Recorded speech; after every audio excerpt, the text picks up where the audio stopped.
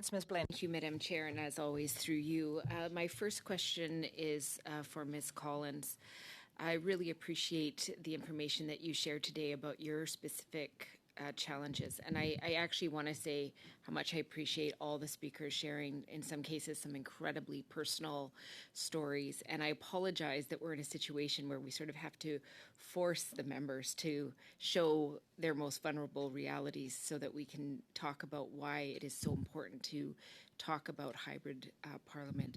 But one of the things Ms. Collins mentioned was making parliament more accessible. We know that we still do not have the representation of women within parliament that we want to see, that we've never sort of reached that threshold, and we're all working towards it. I believe every party is committed in different ways and levels.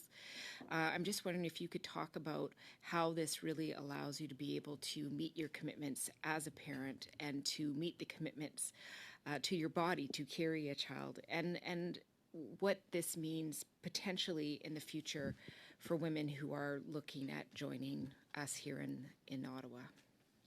Yeah, thank you for the question. And I think fundamentally we need to encourage more women to run. And my experience when talking to especially young women, especially women from my area here in BC, it's incredibly hard to convince and really, you have to be honest with them that when your commute is minimum 10 hours door to door, oftentimes much longer, and then, on top of that, just the time that you have to spend away from a young infant, the demands of this job, it's a challenge. And the more that we can make Parliament family friendly, we know that is going to increase women's participation. And the Library of Parliament did a study. Their report said there are 7 key factors that contribute to barriers that women face. And one of those key factors was the absence of family-friendly and gender-sensitive workplaces. It's vital that we address this for future parliamentarians, for representation, for equity. But a lot of the time, I think we also miss the conversation around people with disabilities. And this technology opens up the possibility for many people with disabilities to run and to be a member of parliament, even though maybe their health or their disability might have disallowed that in the past. So I think it's critical that we look at this and really look at how we make parliament more equitable and more accessible.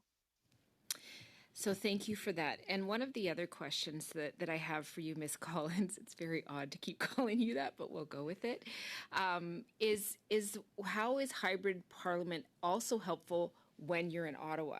Because I think we forget that we used to not have a voting app, which meant that people who had small children were often not able to be there to read stories and tuck them in at night. And we also know that things happen, as it was so eloquently said earlier. And I think, sometimes terrible things happen, but if we're able to step out of a room and vote, it really makes sure that we're able to express what we're hearing from our constituents. So I'm just wondering if you could talk about that as well. Yeah, and honestly, it was transformational for me, especially as the mom of a young infant. Being able to vote electronically, it just made such a huge difference in terms of the time that I could spend with my daughter, especially in those early months.